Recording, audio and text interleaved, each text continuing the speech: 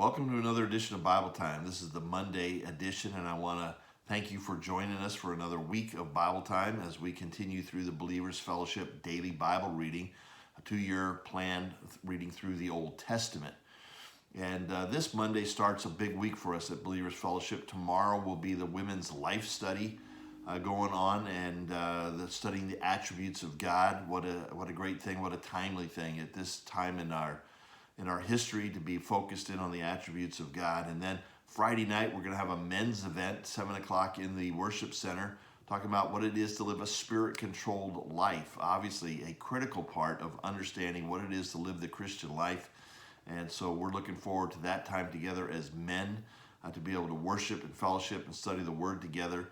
And then next Sunday, we start back up our children's ministry. And we've established guidelines that are within the government's guidelines for children's ministry, going along with school, daycare centers, all the guidelines that have been established so that we can do this safe and legally. And we're looking forward to the opportunity to, again, be able to teach the children.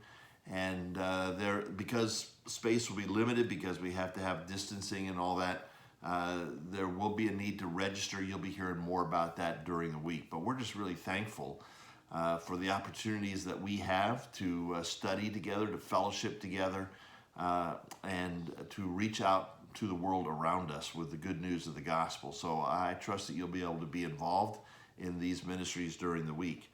Well, today we come to 1 Chronicles chapter 7 and 8, and more genealogies. And what you see in chapter 7 are genealogies of more of the tribes. And the idea here is that the writer, probably Ezra, is trying to draw in all of Israel. We're all in this together, and repeat the history of each of the tribes of Israel as they are regathering in the land after 70 years of exile in Babylon. And then chapter 8, it zeroes in on the tribe of Benjamin. And probably Benjamin is highlighted because of their closeness to Judah, and because coming out of the tribe of Benjamin is going to be the first king of Israel, Saul, who will be kind of briefly covered here in 1 Chronicles.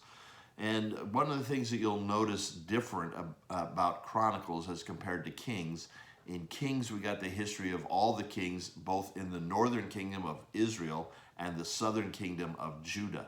But what we're going to see in Chronicles is only the southern kingdom, only the kings of Judah. And the focus is going to be on David and the line of David. And again, as we said yesterday at church, the emphasis here is on David and his descendants, because there's a covenant that's made with David, and that from him is going to come the Messiah. And so the whole point of the book is not only to remember God's faithfulness in the past, but the coming of the Messiah. And that's obviously the critical message, and that's something for us to look at, because we're looking at the Old Testament where Christ is prophesied, Christ is predicted, Christ is pictured through all the sacrifices. When we get to the New Testament, we see the full revelation of Christ himself. And so this is the lead up to it. This is the promise of God, and we see it all coming true. Just a couple of things to highlight out of these genealogies. In chapter 7, verse 15, there's a man there listed whose name is Zelophehad. Do you remember Zelophehad?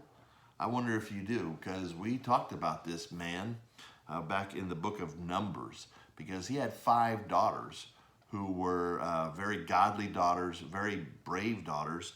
We read about them in Numbers 27, and then again Numbers 36, and they stood up, and because they raised the question and they approached Moses, the decree was made that women could inherit land. If there's no sons, then what happens?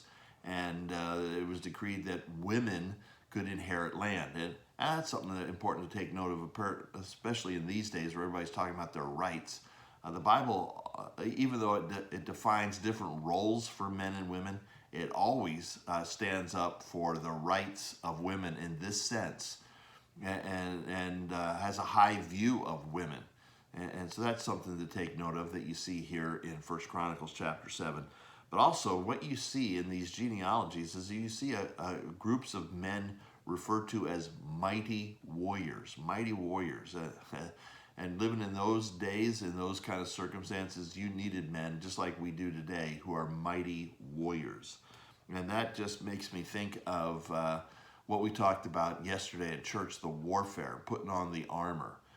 You need warriors in your community, in your country. We need warriors in the church, people who are going to stand up, enter the battle, and stand firm for the Lord.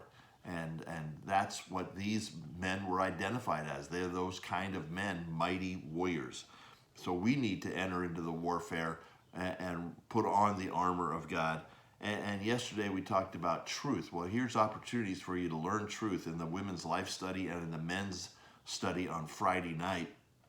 We'd encourage you to take advantage of that.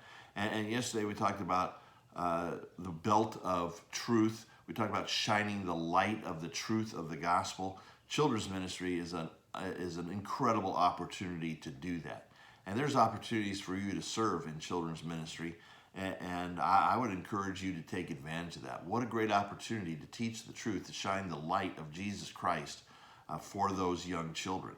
That would be a way to be a warrior. That'd be a way to stand up for the Lord. That'd be a way to be involved in the mission of making disciples. I'd encourage you to do that. And we want to encourage you too, remind you, we talked about making a commitment of praying every day from Labor Day to Election Day for revival in our country. We're praying that God would open up eyes, that God would change hearts, that we would see a revival of biblical Christianity, a revival of preaching the true gospel, which would result in souls being saved and churches being built up. We want to encourage one another to pray to that end, but it's not just praying.